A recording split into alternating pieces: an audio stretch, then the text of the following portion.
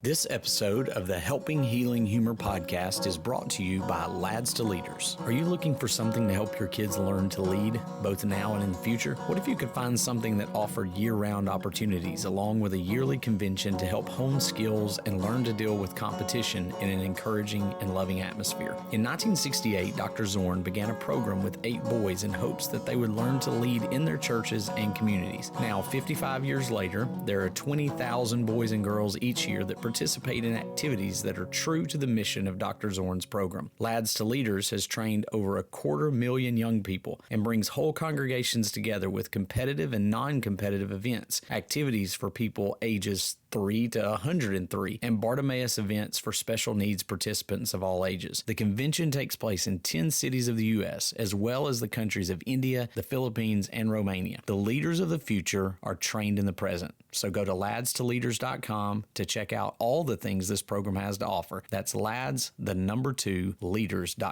Welcome into the Helping Healing Humor podcast with Ben and Travis, brought to you by Liberté Ministries and TravisLovesHaiti.com. We are, even more excited. Every week I'm like, we're excited about who we've got today. And every week I'm like, I'm more excited this week. So it may be confusing, but either way, a lot of enthusiasm for what we're going to be talking about today. First off, Ben, how's it going, man? It is going great, and I'm super excited because I get to actually be in the room with the guest today, and so I'm just thankful that you guys have joined us. So we're gonna ask them a little bit more about who they are in a moment, but we'll throw it over to Will for just a second, who just happens to be on the other side of the wall from us. How you doing? I'm doing great. I'm super excited getting to prove that I love our guest more than both of you and what they do throughout this episode. So just, great stuff that you're going to hear today. And there's a lot of ways that you can help. So just excited to kind of push that information out to a lot of people and a lot of listeners that we have. Ben, tell us a little bit more about who's with us today. We do have Arvy Dupuy with us today from Liberté Ministries. And I've known Arvy for a long time. I knew your dad well at Petersville. One of the only people on the earth that I know can flawlessly write calligraphy with a marker board, on a marker board with a Sharpie or whatever those are called. He could probably write it with anything, but he is fantastic. Love Mr. Glenn, his dad, but Arvy's with us.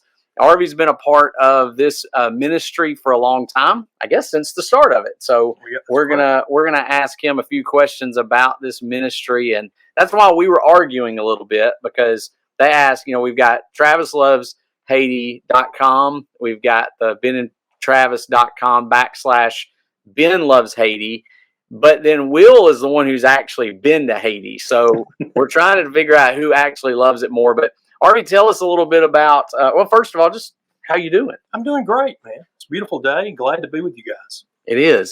So tell us a little bit about Liberté Ministries and kind of how it got started. Met a great Haitian preacher through his son, who was a student at Heritage, and he and I started talking about ways to do work in Haiti. This was 2008, 2009, and then January of 2010 took place with the earthquake. Oh, yeah. That so many people remember down there, that was so devastating in Haiti. And of course, that changed everything. We went in shortly after the earthquake and were able to help some Christians relocate to temporary housing. That took us, we did some feeding, several months of that, and eventually we looked to longer term projects. And so I did the thing that I think we're supposed to do. I set the brethren down and said, you tell us what you need. Yeah. And we kind of went from there. That's an interesting thing, too, because I don't know that all ministries or all mission works always work that way. But I like that technique as well, just asking them, what do you need from us? So what were some of the things, I guess, that came from that meeting? What were some of the things they said we need? Well, initially it was one thing. They said, we will evangelize our people if you will help us learn how to do that. We want to educate preachers. So that's how the Haiti School of Biblical Studies began. And we're soon starting our third 4-year cycle with that. We're very excited about that. It's a 4-year program with 40 classes in Bible. And it's absolutely free to the students. Of course, they have to get there. That's their sweat equity to get there. And transportation's a big barrier down there. But and the other thing we do for them, because we don't put any preachers on support, on American support, we 2 years into their 4-year course, if they're doing well and they're recommended by their instructors, we'll help them go to vocational school for 2 years to help them get a job. That's cool. Wow. So how many students have come through the school so far? Let's see, probably around 65. Okay. The first 2 terms, 30 or so each time. And the enrollment is around 20 so far for the term that's going to start very soon for the 3rd group. Oh, that's great. Is it all Haitians? All Haitians. Okay. Absolutely. And it's open to everyone. And so we allow people to come who are just inquiring about faith and about wanting to learn more about the Bible. But 99% of our people are members of the church and preachers. Now we have a few ladies every time that come, and so that's good. I know that y'all do a lot of work with the kids and with orphans. Tell us a little bit about that work. I know here at Highland Park, where Ben and I work, quarter cards have become a staple of what our church is doing and collecting. So tell us a little bit about the work that y'all do with the children there as well.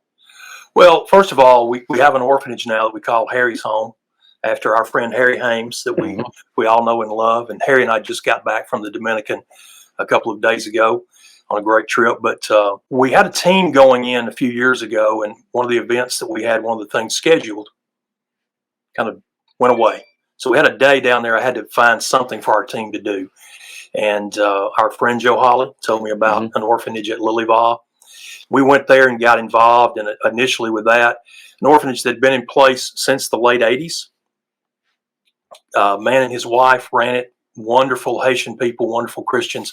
His wife died in the earthquake, but he continued on with the work. And we were kind of just getting into working with him, and he just got sick and died suddenly. Wow. So his family had other plans for the land, which that's family decision, and that's okay.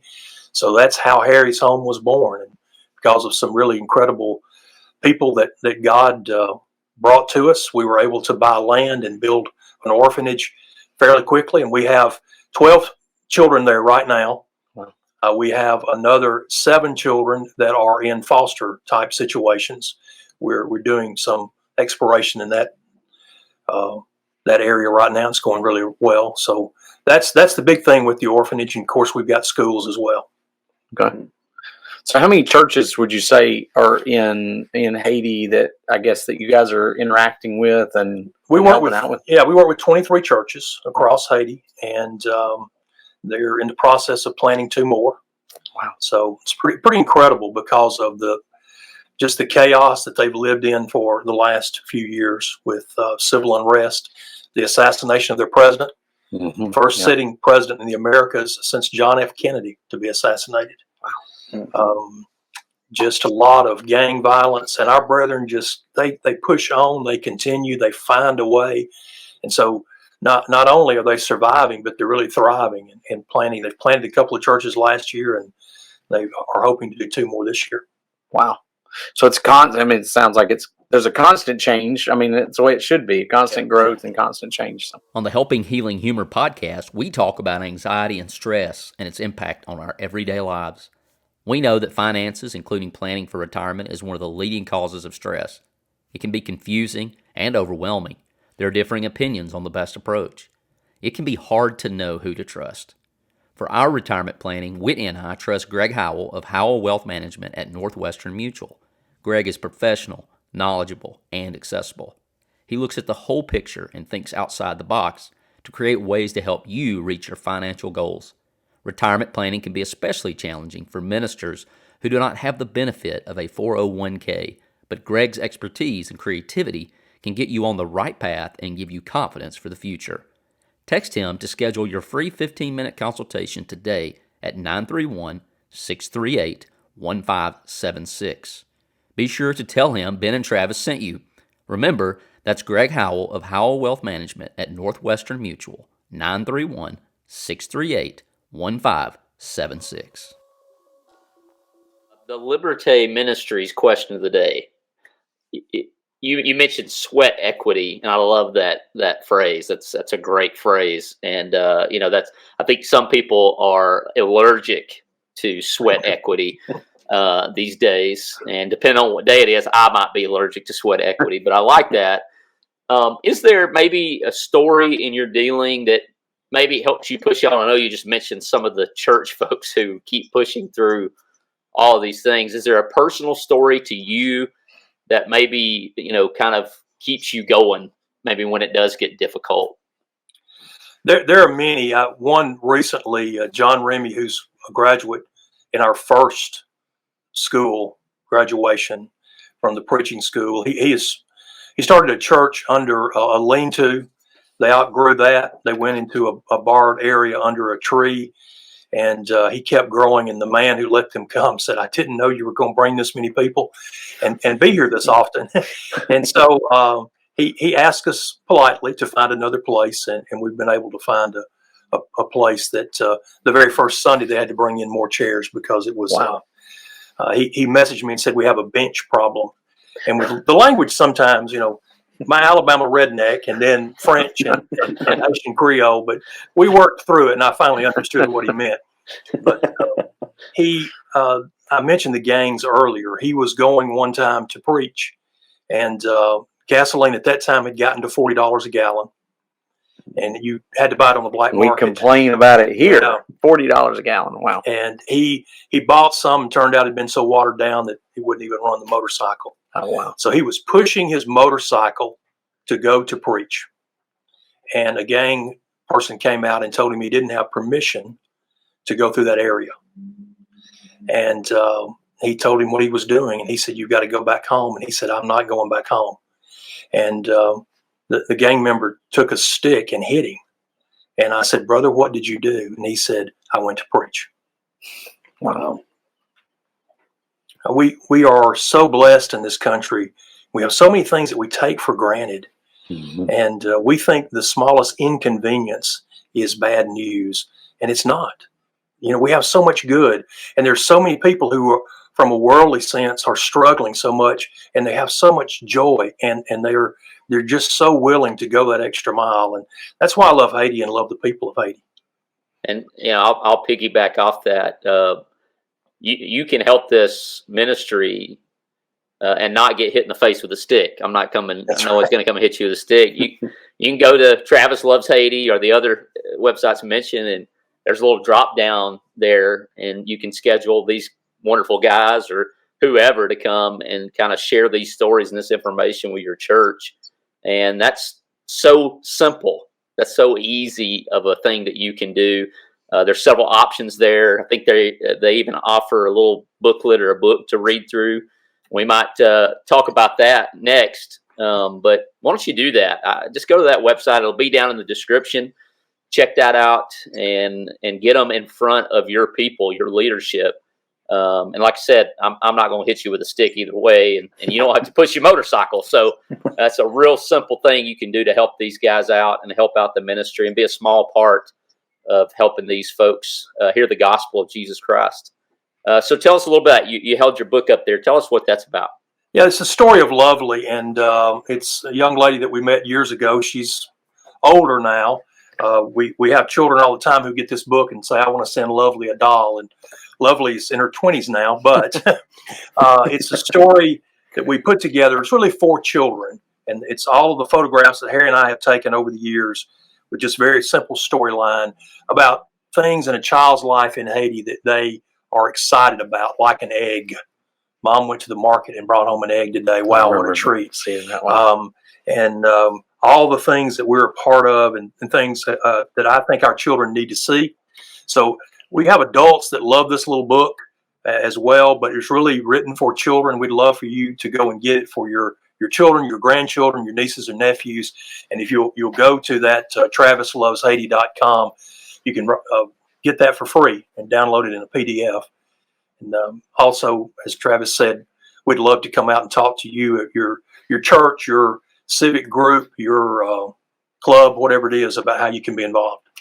Years ago, when I was at Petersville, and your dad went with us on one of those trips, we went to Mexico. And I remember one of the things about that trip that was so powerful was, we were doing some things. We were hopefully making a difference, giving people a place to worship and, fellowshipping with the brethren. They talked about how it made a big difference in their lives because they saw that the team was bigger than they thought it was. When we get there to Mexico, they would see these groups come in every week and they said the team's bigger. But one of the benefits for us was kind of what you're talking about with this book. It was letting our kids see that one, they're blessed and that everybody doesn't live the way that they get to live, and that sometimes they take joy in just those little things. And it helped me as a young youth minister, and I saw it help a lot of other kids just to go, hey, we're blessed. So now what do we do with our blessings? Yeah. How do we give back in those ways? Too much, to whom much is given. Well, the Arvy, when I was down there, one of the things that Harry showed me was the hunger bench. And I know that's a very impactful thing with my life and kind of where maybe some quarter cards and finances and things have gone to. And a lot of people in North Alabama are not, or they're very familiar with the peanut drive or the peanut butter drive that we do through the summer. But what are some ways like that just families could help, outside of maybe, of course, getting you in front of their eldership, their congregation, but maybe just as a family, what are some things that we could do that would help the ministries there in Haiti? Well, you've already mentioned the quarter cards. The quarter cards are a great way for families to take that opportunity for their children to put a quarter in every day. As they count their blessings, they also are putting those quarters in. They count them to fill up that quarter card. And what we do with those quarter cards is we use them to provide lunches there at the school. And the hunger bench, Harry and I were there a couple of years ago, and just outside of the principal's office was a bench. And I jokingly said, "Oh, I know what that's for. I sat on that bench a lot of times in school, back in the day." And the John Clabert, one of our guys, he said, "No, that's not what that's for." He said, "We have so many children that don't have food to eat, and we can't feed them every day. So if a child is acting like they're weak or hungry or tired, the teacher will ask them, how long has it been since you've had anything to eat? And if it's been at least 2 days, because they didn't have enough for everybody, had to be 2 days or more, they would send them to the hunger bench, and the principal or vice principal would get them a snack, something to drink, kind of get a little food in them, and send them back to the classroom. And we were standing there, Harry and I both were just weeping, and Harry said, that won't do. We'll have to do something about that, and we have. So the hunger bench is no more. We do 100,000 meals a year at that school. We have 536 students at that particular school, and all of them get a meal every day that they come. So those quarter cards are a wonderful way. 50 cents is what a meal costs. So every time a child, young person, family puts 2 quarters in, they know that they're providing someone a meal. And those quarter cards only are $10. Yes, it is what it is. So it's a quarter for 40 days. That's correct. I believe, and it ends up, and $10 will end up feeding them for about a month at school. So just a dynamite way to be a part of the work, and a very easy way, like Travis said, to get involved. The scriptures talk about there's not really anything new under the sun in regards to sin or life or whatever.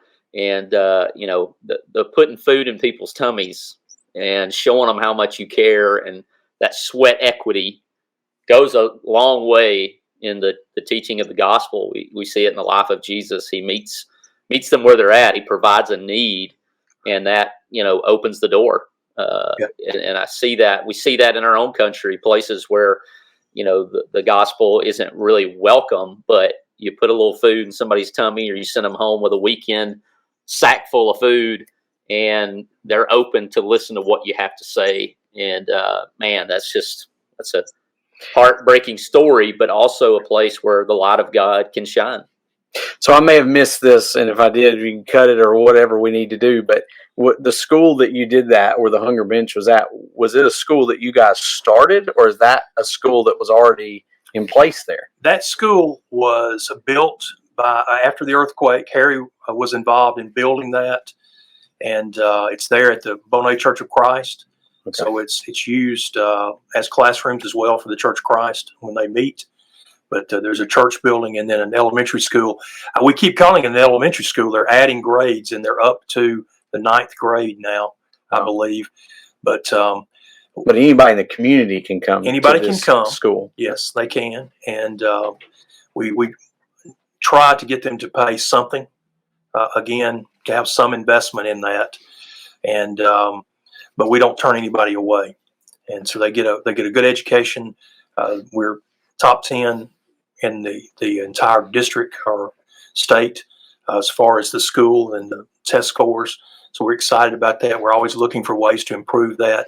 But one of the things that's really tough is as the children get older, there's fewer and fewer in the classrooms because the families will pull them out to do manual labor to help feed the family. So beginning as early as 3rd grade, we see the numbers begin to drop off. So what are the numbers in the school?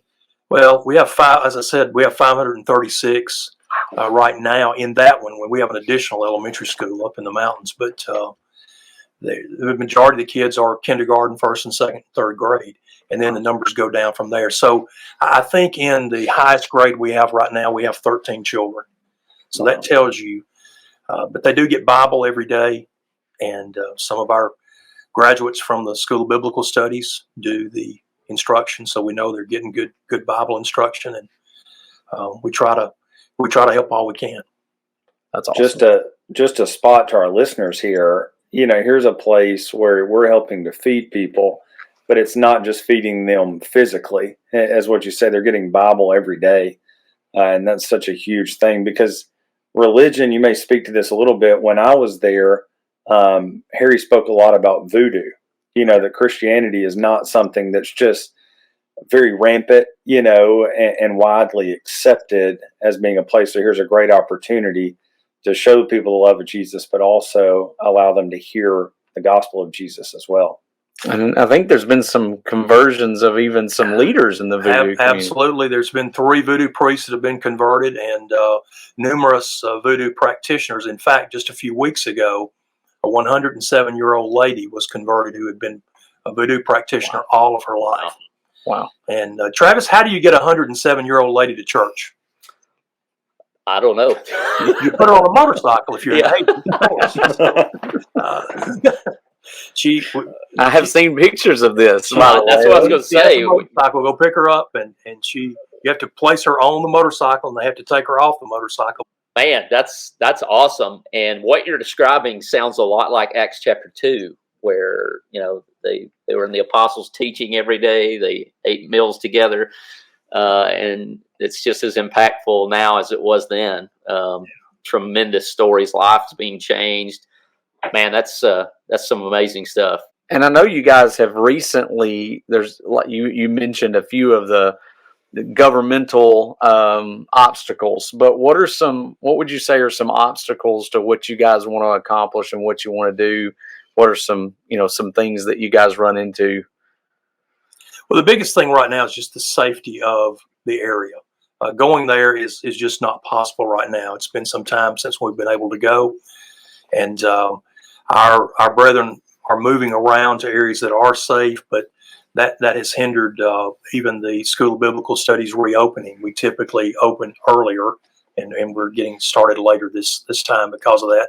So the issues down there with gangs and the instability in the government is a primary focus, and people see that on the news. That's got to get better. That's pretty significant. And then God's always provided. He's always faithful no matter what. So we trust Him in that.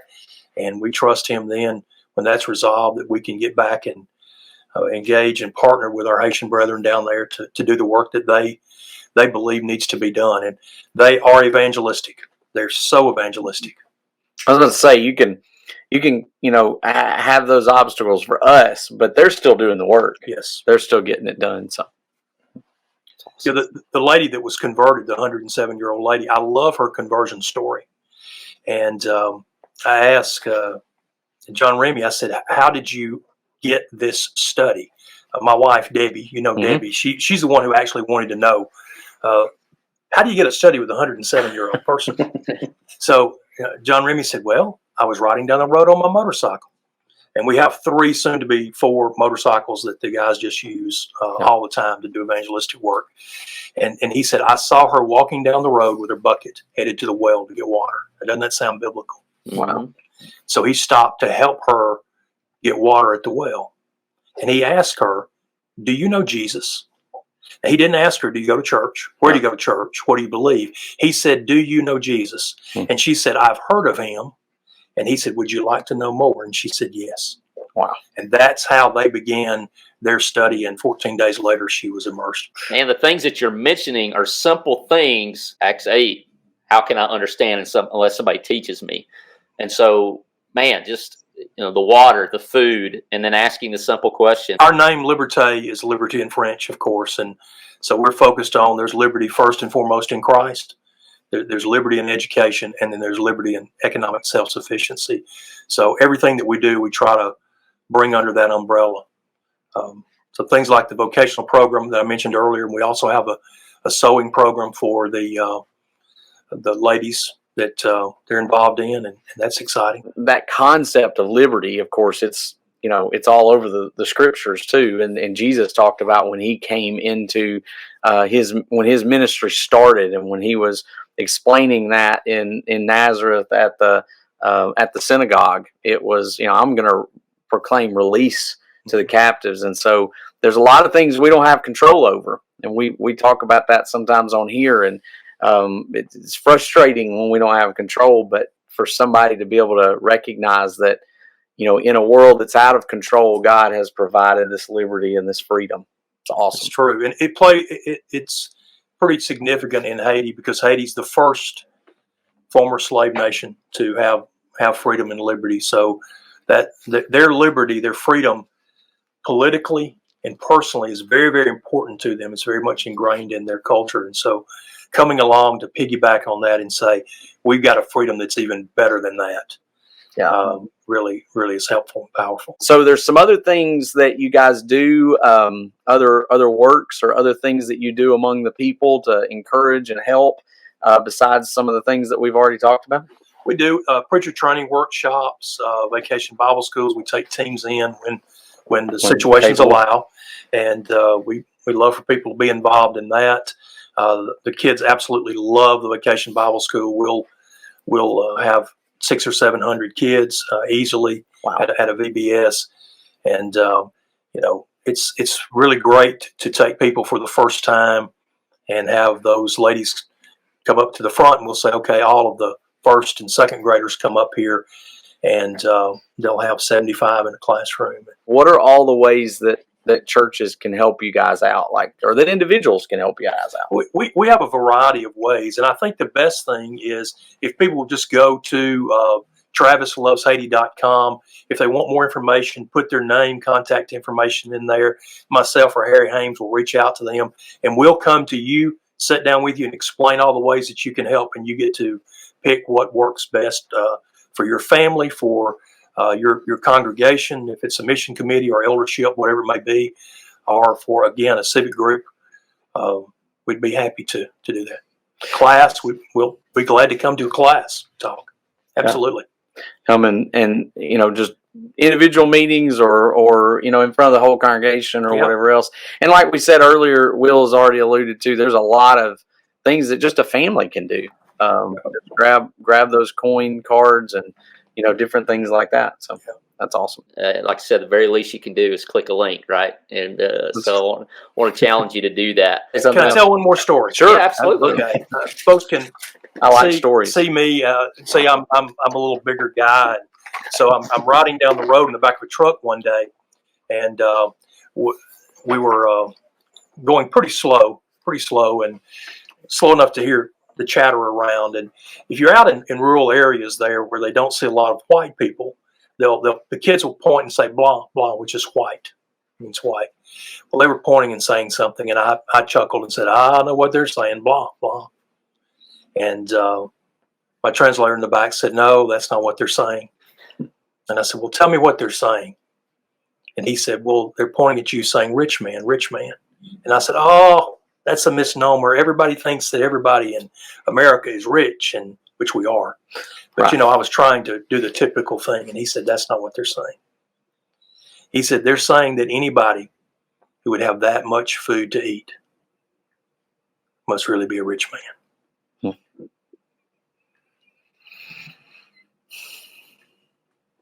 And they were right. They were right.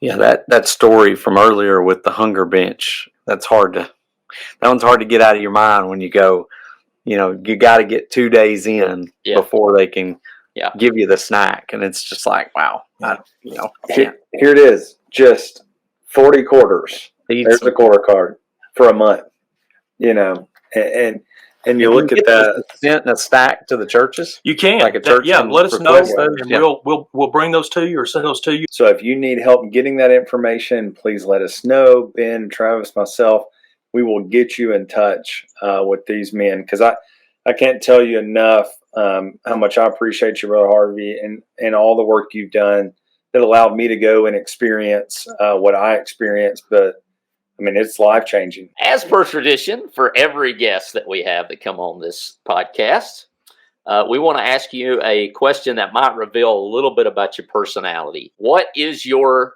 jam in the car? So when this song comes on, you just, you've got to sing every line, maybe a little air guitar, maybe some air drums. What's your go-to? It's got to be Elvis. Anything Elvis. Yes. What's the favorite Elvis? What's the song? Oh, I like the Elvis, the Vegas Elvis. So songs from that time frame would be my favorite. Nice. Would that be Suspicious Minds? Would that be one of those? Promised Land. Okay. Is probably. We obviously are very thankful for your work. We're thankful for this ministry, and we're thankful for the Lord using you in his kingdom and you being open to that and available. And at the very, I won't say least, because it's the most powerful thing you can do, we'll be praying for this ministry, and that God will use it for many, many years in his kingdom there in Haiti.